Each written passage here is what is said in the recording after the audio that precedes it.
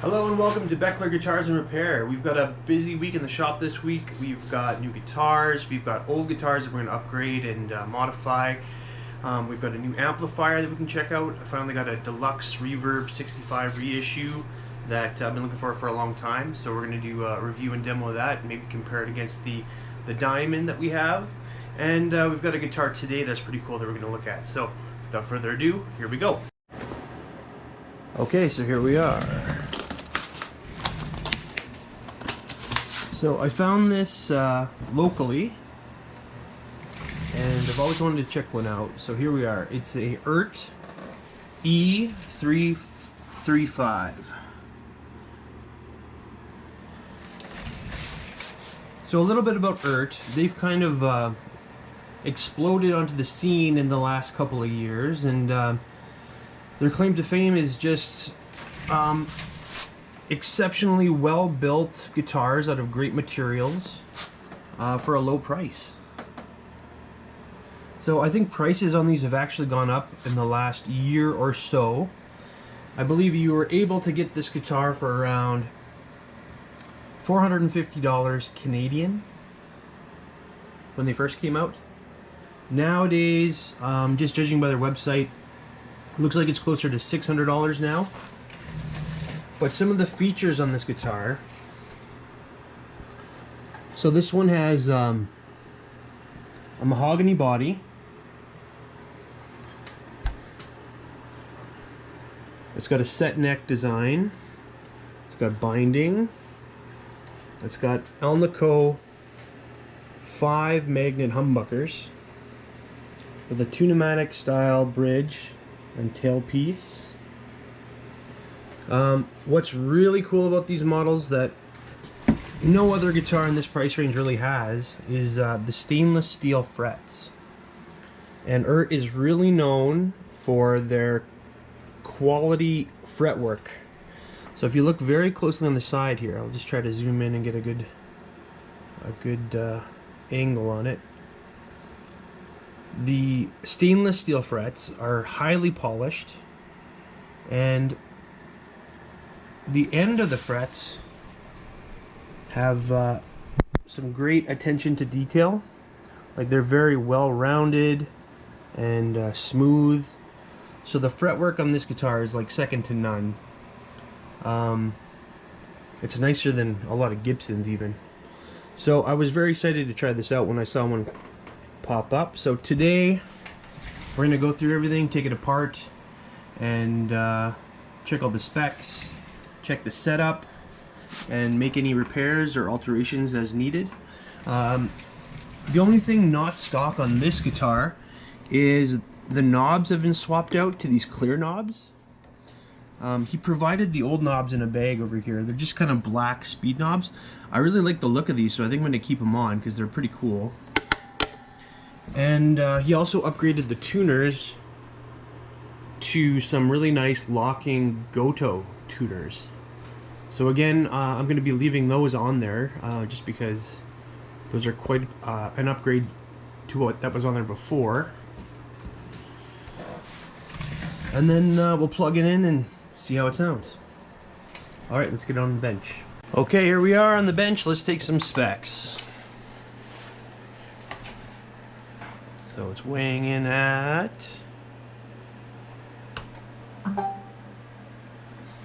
6 pounds, 4.6 ounces.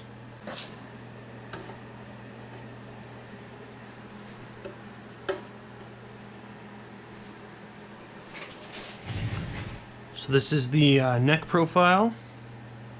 Kind of like a flat C, or maybe even like a D. So it's just a very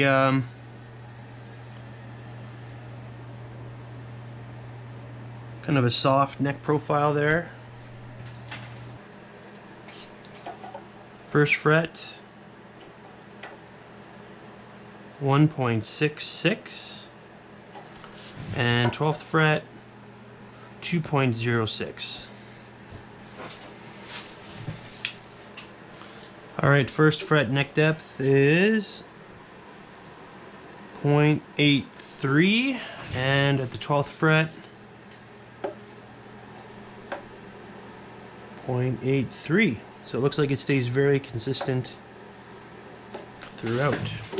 Another cool feature is these guitars have a bone nut, so it's a nice high-end feature. And then they have this Ibanez style truss cover, flip cover, so it's easy to get to your truss rod for an adjustment without having to unscrew the whole truss cover, so that's kind of cool. And our fingerboard is made of real rosewood. It's got a nice grain on it. It looks good.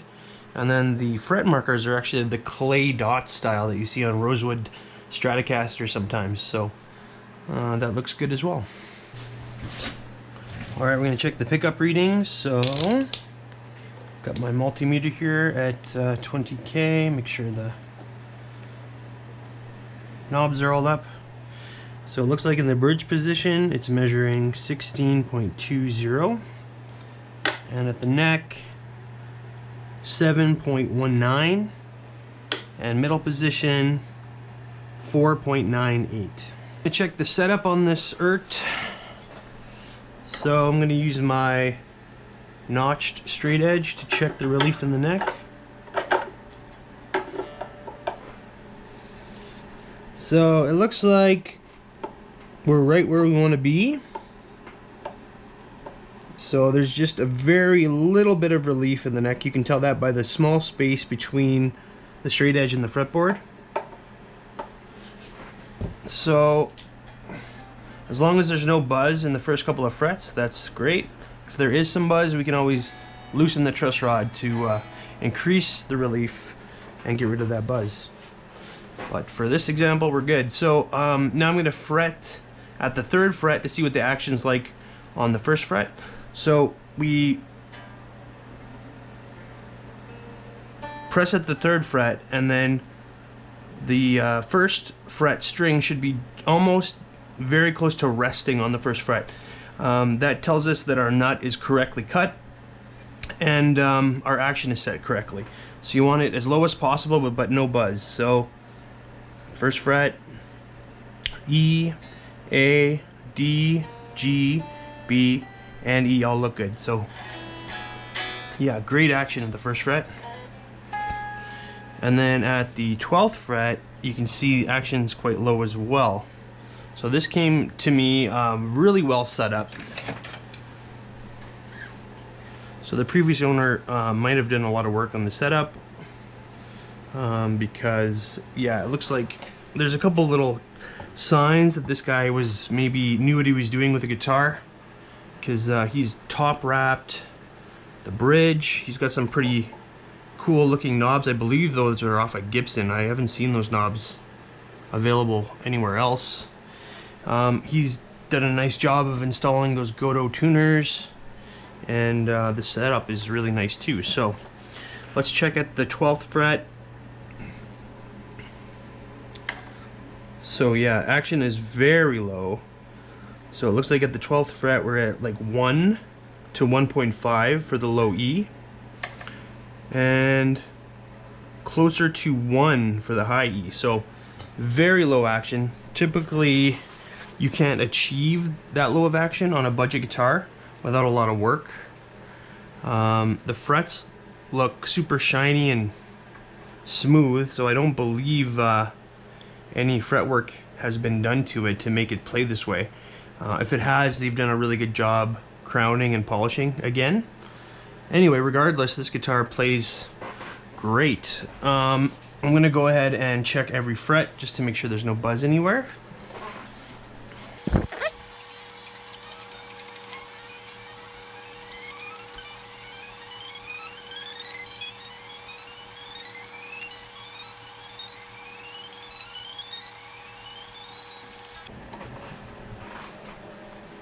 Alright, so yeah, the frets are incredibly well done.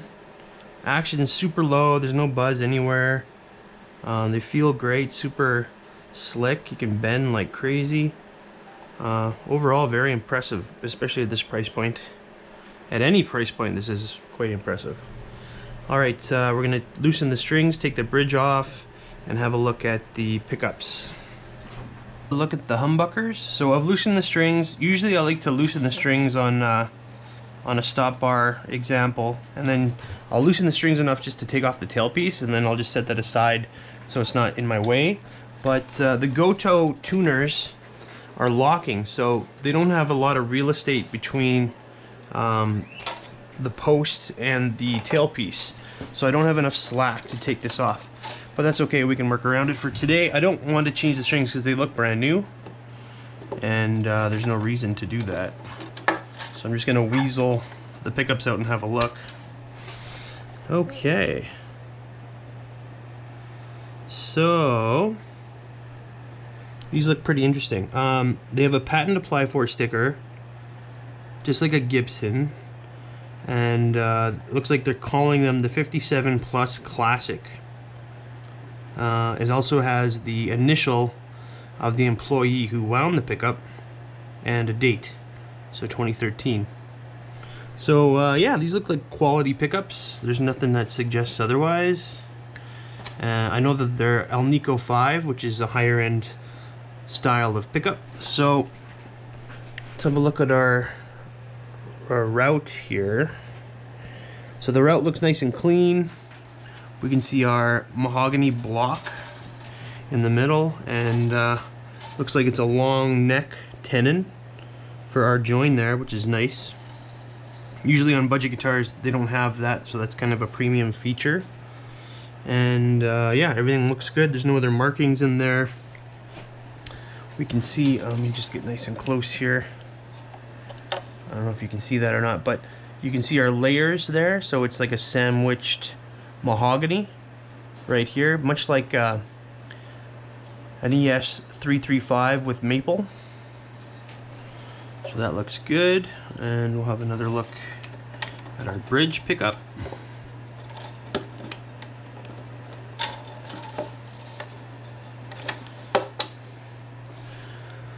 So same kind of a deal. It looks like it's a patent applied for 57 Plus Classic, wound by the same person, PS, with a date as well. And our bridge pickup cavity looks just as clean. You can see the mahogany block in the middle, and a little bit clearer you can see the sandwiched mahogany, poplar mahogany on the side there. See if I can get the bridge out to take a quick look. So the bridge is just non-branded. It looks very much like a Gibson Tune-o-matic. Not an ABR1, but like a Nashville style.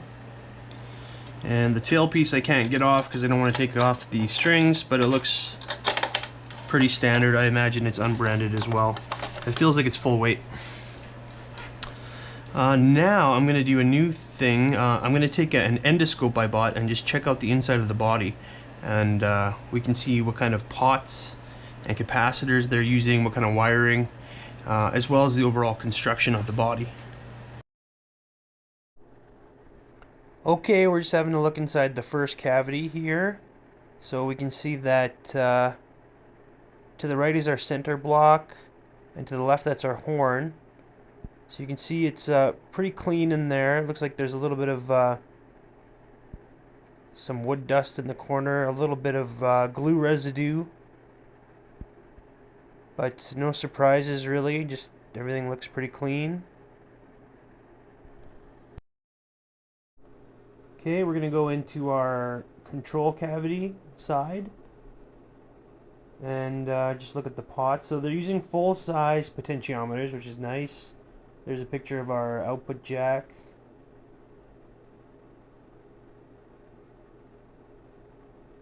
And just trying to get the camera where it needs to go here. So yeah, they're using full-size pots, some nice looking capacitors. All the glue joins look clean in here. And yeah, just a little bit of that glue seepage, but everything. Here's the horn we're coming up to. There's a little bit of that sawdust and a little bit of glue residue, But overall, it looks very clean for a budget guitar. Okay, I have everything back together on the guitar and tuned up. So we're going to plug it in a minute. I just wanted to touch on the condition of the guitar a little bit. So, yeah, no major scratches or dings anywhere.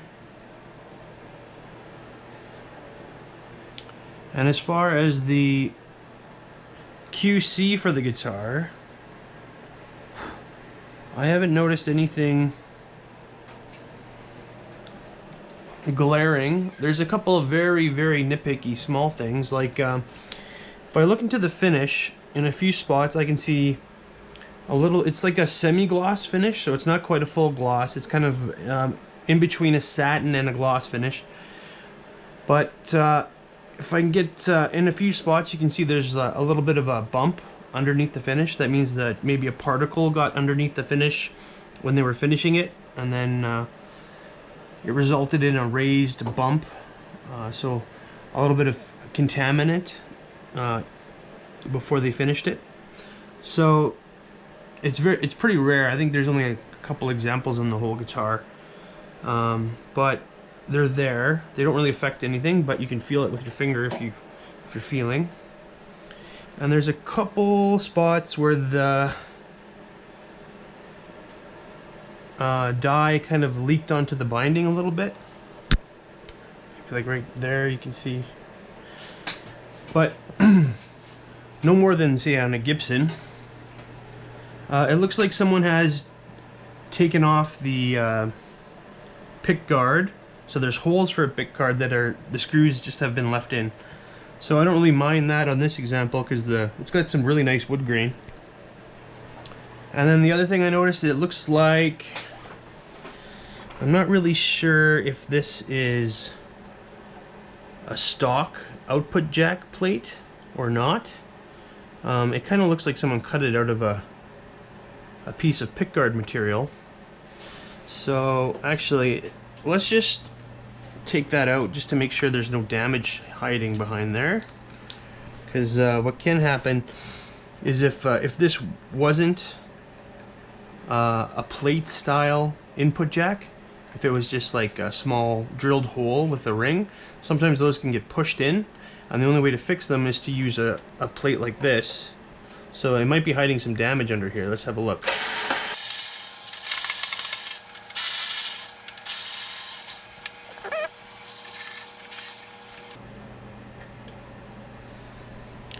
Okay, so no, it's just looks like it's made for a jack plate like this. Whether or not this is the original, I can't say. It looks like a homemade kind of one, but I've seen these style before as well, so I'll have to compare to some other models online and see if that's supposed to be that way or not. However, it works just fine and seems to be relatively professionally done, so it's not something I would worry about. Okay, let's plug it in and hear how it sounds. Okay, we're plugged into the Diamond Del Fuego 22 watt all tube amplifier into a 212 cabinet with the Bugera PS1 power soak, and we're just using a little bit of reverb, Holy Grail, and we're starting off on the bridge pickup. We're going to do some clean, some finger picking.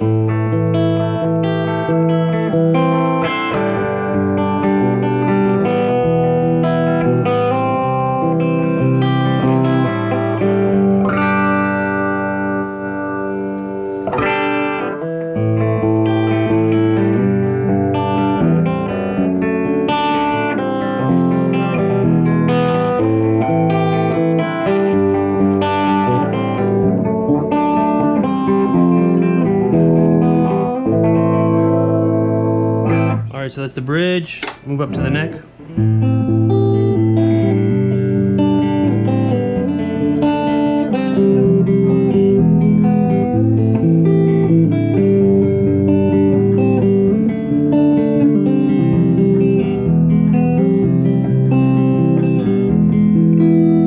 And middle.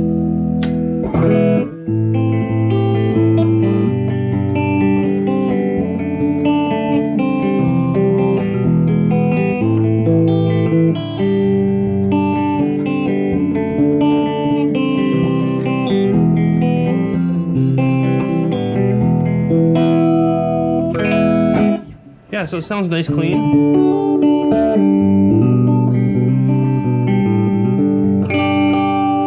Well balanced pickups, bridge.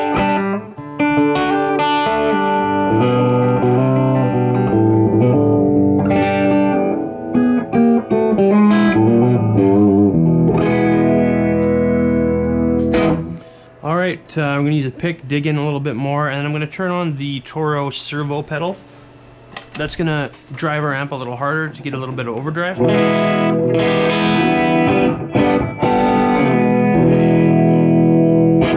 So again, we're using the bridge pickup right now.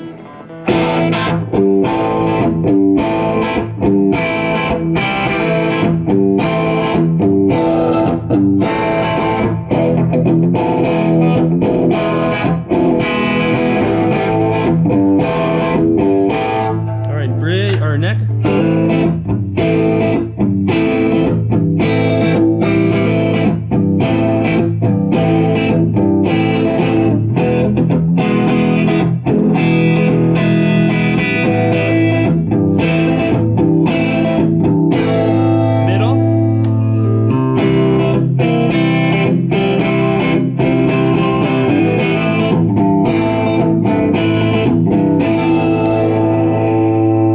Turn on the boost pedal a little harder so we can get a little bit more of that overdriven.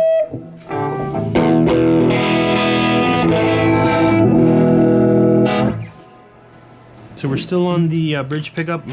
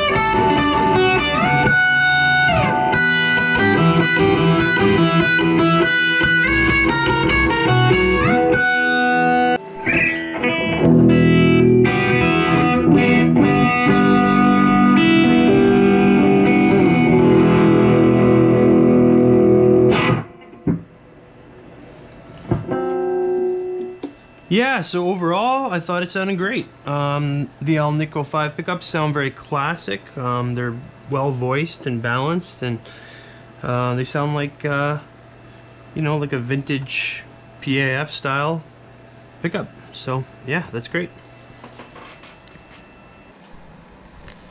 All right, so final thoughts on the Eart 335. The Eart E-335 rather. Great guitar. I was pretty blown away by the quality and the playability and the sound. There's not a lot to say negatively about it. Just a few little finish issues that I'd mentioned before. But yeah, the fretwork is amazing. Super smooth stainless steel frets that are nice and level. You can get nice low action on my example. Anyway, I'm sure it varies guitar by guitar. But yeah, the wood grain's really nice. The fit and finish on everything's great. The pickups sound good. All the parts seem quality. This one's been upgraded with Goto tuners, so those work great. It stayed in tune really well. And we checked out the electronics. It looks like they're using full-size pots and decent capacitors. So yeah, there's not a lot. The inside looked really clean with the camera inside as well. So yeah, quite impressive. If you see one of these for sale at a decent price, grab it, because there's not much that can touch it in terms of price, quality for the money. This one also came in a really nice hard shell case that fits the guitar pretty much perfectly, and it's in really good condition. Alright, so that'll be it for today. Thanks for tuning in to Beckler Guitars and Repair, and we'll see you next time.